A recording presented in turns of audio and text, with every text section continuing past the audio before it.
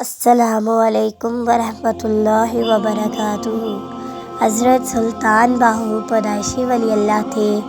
آپ کے پیدائشی ولی اللہ ہونے کی پہچان یہی تھی کہ جب شیر کنوارگی کے زمانے میں رمضان المبارک آیا تو سلطان باہو روزے کے اوقات دودھ نہیں پیا۔ حضرت سلطان بایزید رضی اللہ تعالیٰ عنہ نے گھبرا کر ایک طبیب کو بلایا۔ طبیب نے ایک شیر کنوار بچے کا معائنہ کیا، پھر اپنے تجربے کے مطابق سلطان محمد بایزید کو بتایا، بظاہر آپ کے فرزند کو کوئی بیماری نہیں، کبھی کبھی ایسا ہوتا ہے کہ کسی وجہ کے بغیر بچہ دودھ نہیں پیتا۔ اگر مسلسل 24 گھنٹے اس بچے کی کیفیت اسی طرح رہی تو آپ مجھے بتائیے گا۔ یہ کہہ کر طبیب چلا گیا۔ حضرت سلطان باہو نے دن بھر دودھ نہیں پیا۔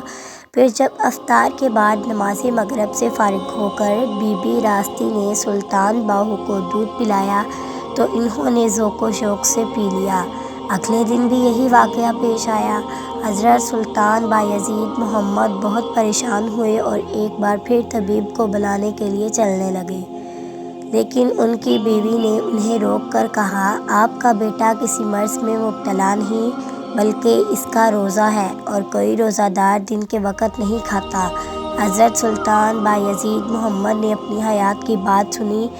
آپ دیکھنا افطار کے وقت آپ کا بیٹا باہو بھی دودھ پی لے گا۔ اور پھر ایسا ہی ہوا اور مغرب کے بعد سلطان باہو نے پیٹ بھر کر دودھ پیا اور سلطان بایزید محمد کو یقین آ گیا کہ بیٹا پیدائشی ولی ہے۔ پھر آہستہ آہستہ یہ بات آس پاس کے علاقوں میں مشہور ہو گئی اور لوگ اس وقت حضرت سلطان باہو کے چہرے کی زیارت کے لیے آنے لگے۔ جلد اچھے رشتے اور شادی کے لیے یہ عمل نہایت تجربہ شدہ ہے۔